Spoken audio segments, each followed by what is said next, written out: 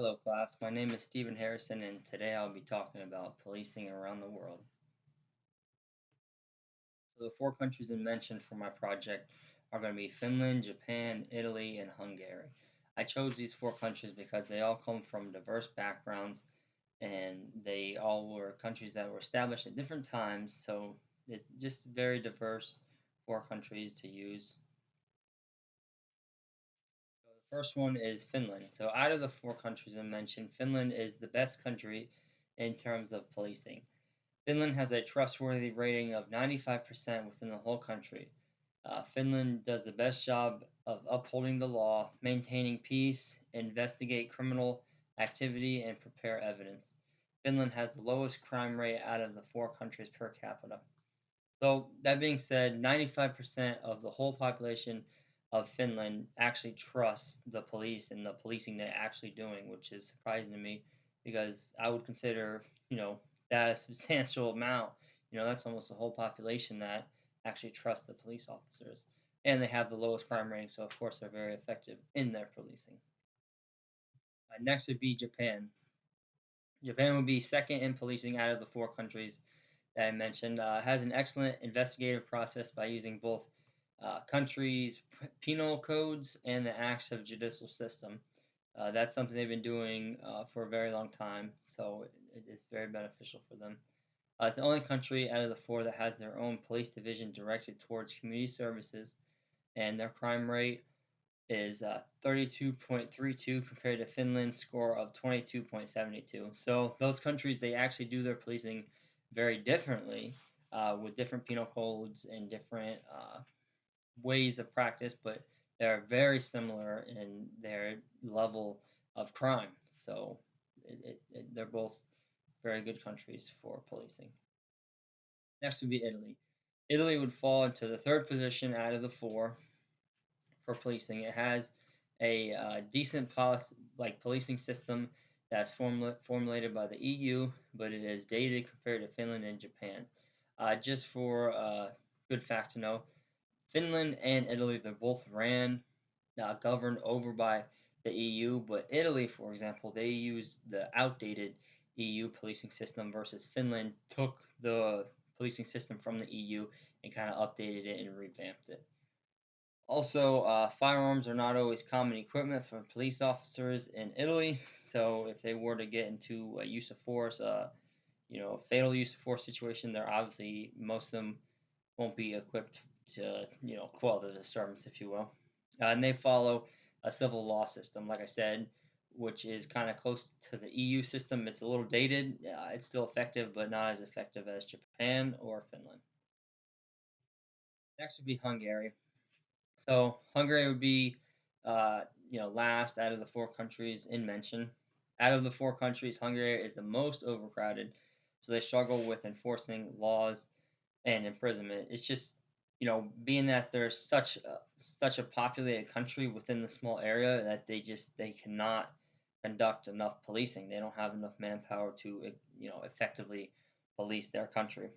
Has their own independent fundamental law that started in 1989.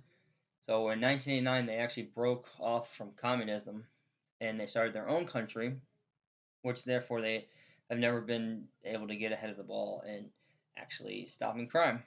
Like I said, as of now, Hungary has not been able to better curb the rate of crime. So it's just they have never been able to get ahead of it and actually, take care of crime in itself within their country. So my policy recommendation, I would recommend that Japan, Italy, and Hungary take practices from Finland, such as raising community trust, using modern technology, improving police training, and strengthening accountability mechanisms.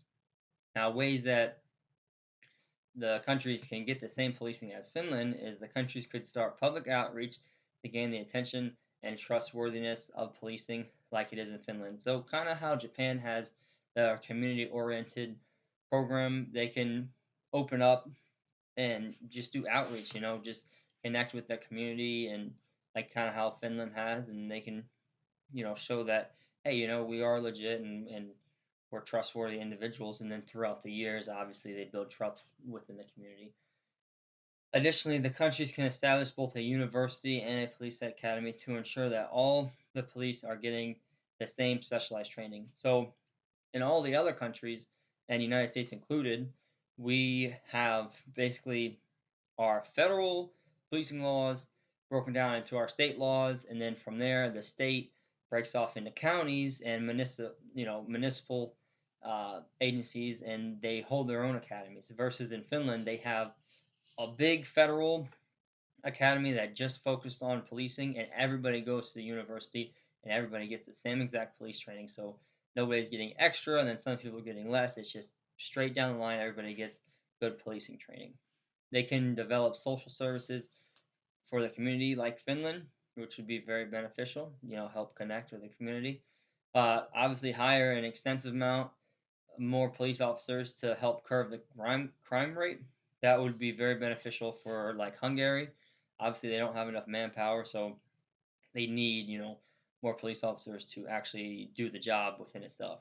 They can get as many transportation vehicles as possible that are necessary for that country.